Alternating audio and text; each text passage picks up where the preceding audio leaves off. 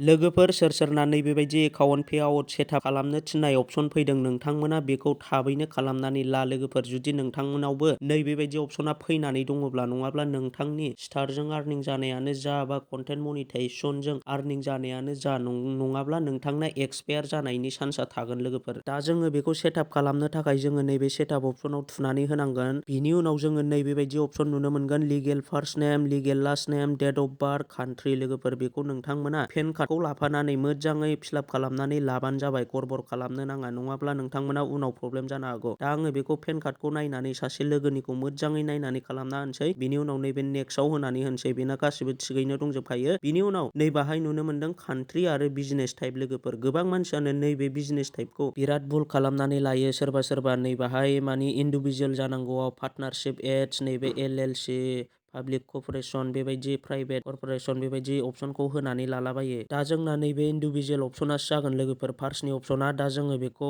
मोजाङै जेब्लायबो गोसोआव लानांगोन। मानो होनोब्ला जोङो दस्रा अपसनखौ होयोब्ला जोंना सोलायनो दिगदार जायो। बिनि उनाव नेक्स्टआव होदो। नेक्स्टआव होनानै जोङो आरो नैबेबायदि अपसन नुजाबावगोन लोगोफोर। नै फार्स्ट नेम, लिगेल मिडेल नेम, लिगेल लास्ट नेम लोगोफोर। दा बेना मिडेल नेम गैया, बेनिखायनो आं बेखौ नैबाहाय फिलआप खालामला। बिनि उनाव डेट अफ बार्थ, नैबे प्राइमारि एड्रेस, नैबे प्राइमारि एड्रेसखौ जोङो मोजाङै आधार कार्डखौ नायनानै होनानै लाबानो जाबाय लोगोफोर। नैबेयाव भिलेजखौ होदो, भिलेज पस्ट, ओमफ्राय नैबाहाय नोंथांमोना गाहायाव नुनो मोनदों नै आं दा बेखौ भिलेज पस्ट होनानै नैबे गाहायाव सिटिखौ आङो नैबाहाय जोंनि सिटिखौ होनानै होबाय। बिनि उनाव स्टेटखौ होनानै लादो। स्टेट होखांनायनि उनाव नैबेयाव नोंथांमोना नैबे बिनि उनाव बेयाव नुनो मोनदों पिन कड होनानै लानाय मोनसे अपसन लोगोफोर। आं दा बेयाव जोंनि पिन कडखौ होनानै होनोसै। पिन कड होखांनायनि उनाव गाहायाव नुनो मोनदों मबाइल नाम्बार। आं दा बेयाव लोगोनि मबाइल नाम्बारखौ होनानै होनोसै। दा मबाइल नाम्बार होखांनायनि उनाव बेयाव होनानै होनोसै जिमेल आइडि। नैबेयाव आं दा लोगोनि जिमेल आइडिखौ होनानै होनोसै। जिमेल आइडि होखांनायनि उनाव जोङो नैबे गाहायाव नुनो मोनदों पार्मानेन्ट एकाउन्ट नाम्बार। बेयाव जोङो जोंनि पेन कार्ड नाम्बारखौसो होनानै लानांगोन लोगोफोर, एकाउन्ट नाम्बारखौ नङा। बेयाव जोङो गावनि पेन कार्डनि नाम्बारखौ होनानै लानांगोन। दा आं बेयाव लोगोनि पेन कार्ड नाम्बारखौ होनानै लानोसै। नैबे गोजौआव दंखायो, नै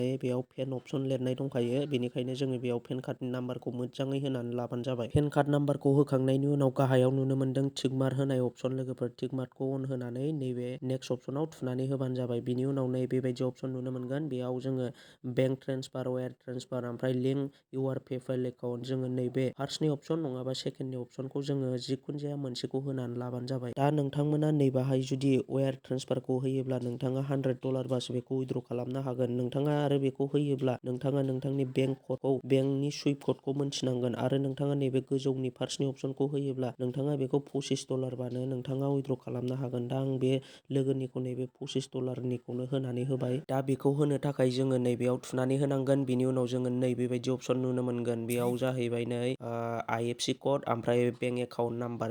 जोङो बेयाव खालि बेंक एकाउन्ट नाम्बारजों IFSC क'डजोंखौ होबानो जाबाय। बेयाव जिखुनु जाया बेंकआनो होजागोन। आं दा बेयाव लोगोनि बेंक एकाउन्ट नाम्बार ओमफ्राय IFSC क'डखौ होनानै होनोसै। बिनि उनाव जोङो नैबे गाहायनि नैबे लिंक पेआउट मेथड, नैबे अपसनाव जोङो थुनानै होनांगोन। नैबे गाहायनि लिंक पेआउट मेथडआव नोंथाङा खनसे मोजाङै नायनानै लादो। बिनि उनाव नैबे लिंक पेआउट मेथडआव थुनानै होदो। बिनि उनाव जोङो नैबेबायदि अपसन नुनो मोनगोन। नै एड इउआर टेक्स इनफ' लोगोफोर। मानि जोंखौ टेक्स फर्मखौबो जोंखौ साबमिट खालामनो थिननाय अपसन फैखाबाय। दा जोङो बेखौ साबमिट खालामनो थाखाय नैबे एड टेक्स इनफ'आव खनसे थुनानै होदो। बिनि उनाव जोङो नैबेबायदि अपसन नुनो मोनगोन। जोङो नैबे कन्टिनिउ एस, नैबेहाय नाम नुजाखागोन। नैबे कन्टिनिउआव खनसे थुनानै होनांगोन जोङो। बिनि उनाव नोंथांमोना नैबाहाय आङो मा अपसनखौ सेलेक्ट खालामदों बेखौ मोजाङै नायनानै थुनानै लाबानो जाबाय। दा बेयाव जोंनि अपसना जागोन नैबे न'आ लोगोफोर। नैबेयाव नोंथांमोना आं नैबे थिर आइकन होनायाव नुनो मोनदों। दा जोङो नैबे गेजेरनि न' अपसनाव थुदो। नैबे गाहायनिखौबो न' अपसनाव थुनानै जोङो नेक्स्टआव होनानै होदो। बिनि उनाव जोङो नैबेबायदि अपसन नुनो मोनबावगोन। जोङो बेयाव जेबो खालामनाङा, खालि नैबे कान्ट्रि अफ सिटिजेनशिप बेखौ जोङो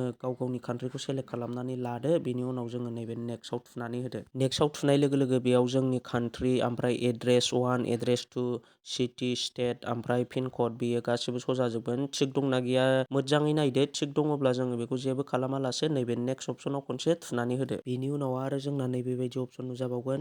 नेक्स्टआव होनानै नोंसोरो आं मा अपसनखौ होनानै लादों नोंथांमोनाबो बे अपसनखौ होनानै लाबानो जाबाय। माने आं जे अपसनखौ होनानै लादों नोंथांमोनाबो बे अपसनखौ होनानै होबानो जाबाय। आं दा नैबेखौ फार्स्टनि अपसनखौ होनानै नैबे नेक्स्ट अपसनाव होनानै होनोसै। बिनि उनाव जोङो गाहायाव बोख्लायबोनानै नैबेयाव मोनसे सिगनेचार टाइप अफ फुल नेम, बेयाव जोङो गाव गावनि फुल नेमखौ होनानै लानांगोन। आं दा बेयाव नैबे लोगोनि फुल नेमखौ लिरनानै होनोसै नैबेहाय। बेनि उनाव नोंथांमोना नैबे गोजौआव मोनसे टिक मार्क नुदों, बे टिक मार्कआव क्लिक खालामनानै नैबे नेक्स्टआव थुनानै होबानो जाबाय। दा नेक्स्टआव थुनाय लोगो लोगो जोंना नै फाइनालि कमप्लिट जाबाय लोगोफोर। दा गोबां मानसिफ्रानो पेआउट एकाउन्ट, सेटआप एकाउन्टखौ, फेसबुकआव एकाउन्टखौ माबोरै होयो होननानै सोंहरबाय थायोमोन। नोंथांमोना बेबायदिनो आं जेरै खालामदों बेबायदिनो खालामनानै लाबानो जाबाय। नै नोंथांमोना नैबेबायदि अपसन नुनो मोनगोन। नोंथांमोना बेयाव जेबो खालामालासेनो नैबे साबमिट फ्रम अपसनाव खनसे थुनानै होबानो जाबाय। आं दा बे साबमिट फ्रम अपसनाव थुनानै होनोसै। नै थुनानै होनाय लोगो लोगो जोंना नैबेबायदि अपसन श' जागोन। माने जोंना नैबेहाय इउर टेक्स इनफरमेसन इज कमप्लिटेड, माने जोंनि पेआउट एकाउन्ट खालामनो थिननाय अपसना जोंना कमप्लिट जाबाय लोगोफोर। दा जोङो बेखौ जेबो खालामालासिनो जोङो नैबे गाहायनि डान अपसनाव खनसे थुनानै होबानो जोंनि पेआउट एकाउन्ट सेटआप खालामनो थिननाय अपसना कमप्लिट जाबाय लोगोफोर। दा नोंथांमोनाबो बेबायदिनो